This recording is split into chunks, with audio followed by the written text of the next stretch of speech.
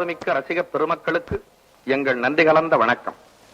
ஆண்டவன் அன்பர்களுக்கு அருள் புரிந்த திருவிளையாடல் என்ற பழம்பெரும் இதிகாசத்திலிருந்து சில படலங்களையும், ஈசன் விளையாட்டெல்லாம் திருவிளையாட்டு என்ற கருத்திலே மற்றும் பல புராணங்களிலிருந்து சில விளையாட்டுகளையும் தொகுத்து திருவிளையாடல் என்ற தலைப்பிலே உங்கள் முன் பணிவன்புடன் சமர்ப்பிக்கிறோம். வணக்கம்.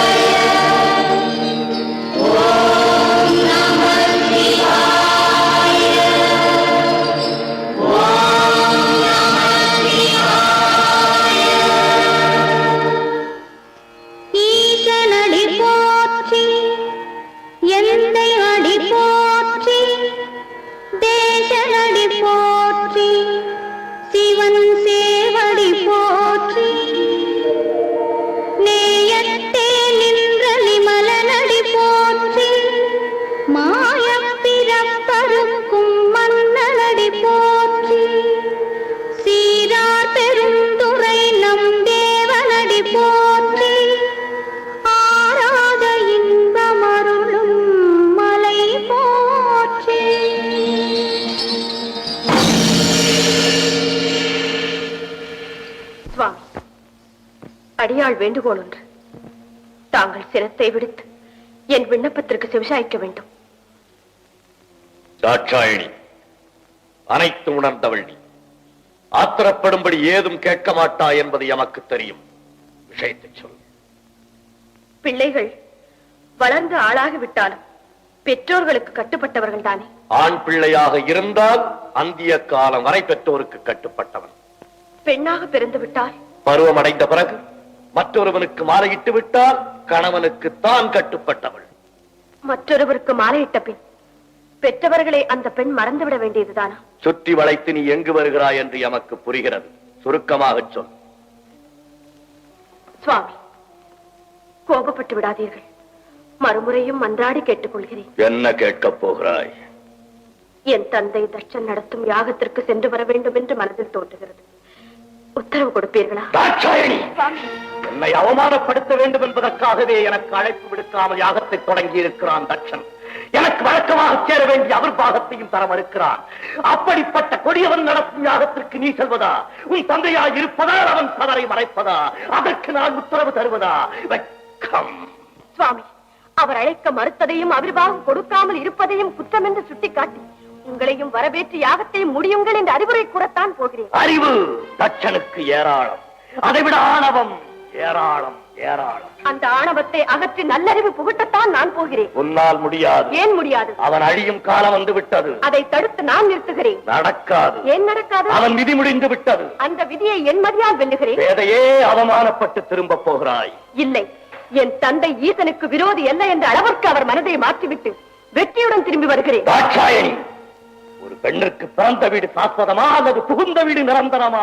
இதற்கு பதில் சொல்லிவிட்டு பிறந்த வீட்டிற்கு பெருமையும் புகுந்த வீட்டிற்கு நற்பெயரும் தேடி தருவதுதான் பெண்ணின் கடமை. ஆனால் நீ கணவன் சொல்ல மீறி தந்தையை காண செல்லுகிறாய். என்ன செய்வது? பாசம் என்னை தூண்டுகிறது. வளர்த்த கொடுமை என் நெஞ்சத்தை வாட்டுகிறது.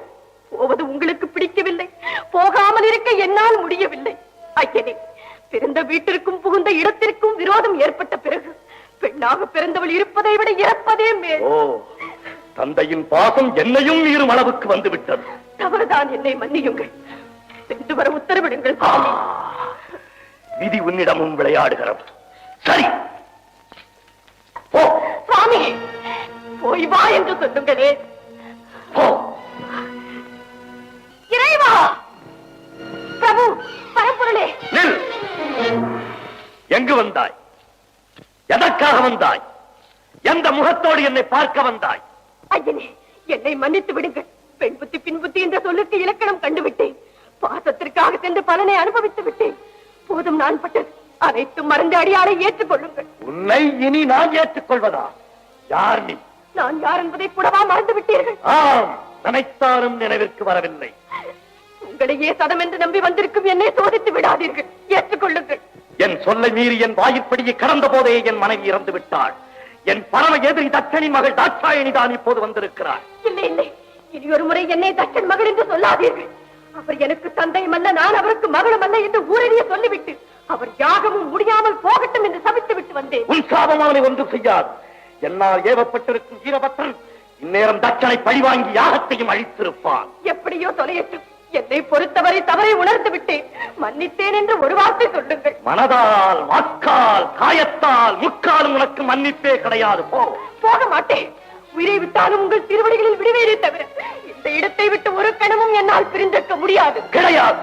என்னோடு சேர்ந்து வாழும் பாக்கியம் இனி உனக்கு கிடையாது. சுவாமி, சோதித்தது போதும். இனி வேதனையை என்னால் தாழ முடியாது. ஏற்றுக்கொள்ளுங்கள். சக்தி, உன் நிலைமை மறந்து தச்சன் மகள் என்ற பாசத்தால் தவறு செய்து விட்டாய். இதற்கு தக்க தண்டனை நீ என்னை பிரிந்திருக்க வேண்டியது. தவறு செய்வது மனித இனம், மன்னிப்பது தெய்வீக குணம் என்று உலகிற்கே உபதேசம் செய்த தாங்களா இப்படி பேசுகிறீர்கள்? உன் தவறுக்கு மன்னிப்பே கிடையாது. போ. அப்படி முடிவு கட்டி விடாதீர்கள். என்னை பிரிந்து தனிமையில் இருக்க வேண்டாம். உன் துணை இனி எனக்கு தேவையில்லை. உலகில் இனி நாமே தனித்து இயங்கிக் கொள்வோம். உறுதியாகத்தான் சொல்கிறீர்களா? இறுதியாகவும் சொல்லுகிறேன். எங்கே? என்னை பார்த்து இனி ஒரு முறை சொல்லுங்கள். உன் முகத்தை பார்க்கவும் தயாராயில்லை. ஈசனே, என் துணையின்றி உம்மால் ஒரு காலம் தனித்து இயங்க முடியாது என்பதை நன்றாக நினைவில் வைத்துக் கொள்ளும். சக்தி, ஆணவத்தால் அழியாதே. சர்வம் சிவமயம். சப்த ரிஷிகள், பூதகணங்கள் மற்றும் உங்கள் சகாக்கள் அனைவரையும் அழைத்து கேளுங்கள். சக்தி இல்லையே சிவம் இல்லை என்று தக்க பதில் கூறுவார்கள். தகாத வார்த்தைகள் பேசாதே. சிவம் தான் உலகில் சிறந்தது.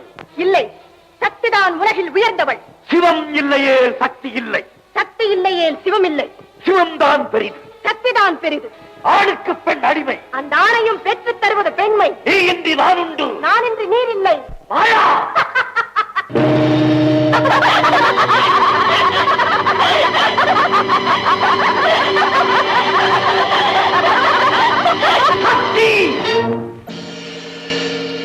பரமனே, அறிந்தும் அறியாதவர் போல் எதற்காக இந்த நாடகம் ஆடுகிறேன்? சக்தி இல்லையே சிவம் இல்லை, சிவம் இல்லையே சக்தி இல்லை. இருவரும் சேர்ந்திருப்பதுதானே உலகம். இனம் தணிந்து சிவசக்தி சமேதராய் காட்சியளி.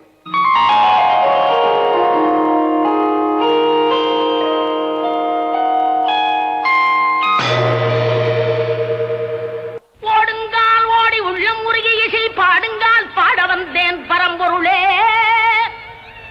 ஓடுங்கால் ஓடி உள்ளம் உருகி இசை பாடுங்கால் பாட வந்தேன் பரம்பொருளே.